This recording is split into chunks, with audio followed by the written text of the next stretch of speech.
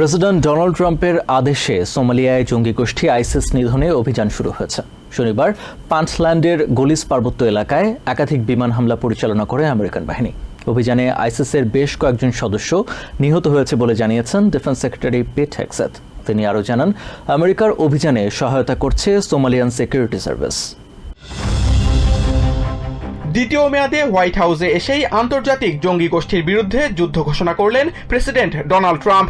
আফ্রিকার দেশ সোমালিয়ায় পালিয়ে থাকা আইসিসের শীর্ষ পরিকল্পনাকারী ও নেতাদের নির্মূল করতে সামরিক বাহিনীকে নির্দেশ দেন তিনি।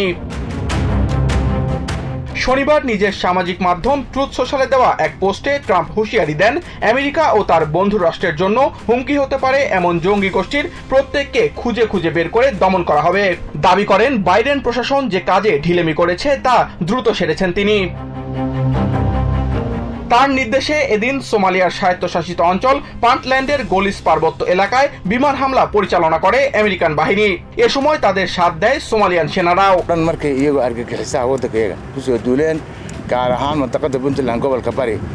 অভিযানে বেশ কয়েক জঙ্গি সদস্য নিহত হয়েছে বলে জানান ডিফেন্স সেক্রেটারি পিট হেগসেথ। তবে এতে কোনো বেসামরিক হতাহত হয়নি বলেও দাবি করেন তিনি। ট্রাম্পের এমন পদক্ষেপে আনুষ্ঠানিক ধন্যবাদ ও কৃতজ্ঞতা জানান সোমালিয়ার president Hassan Sheikh Mohammad.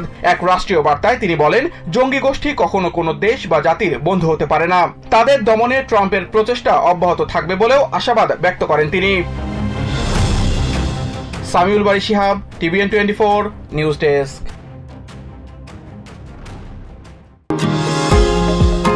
New York থেকে সম্প্রচারিত TVN 24 টেলিভিশন বিশ্বজুড়ে বাঙালির কণ্ঠস্বর।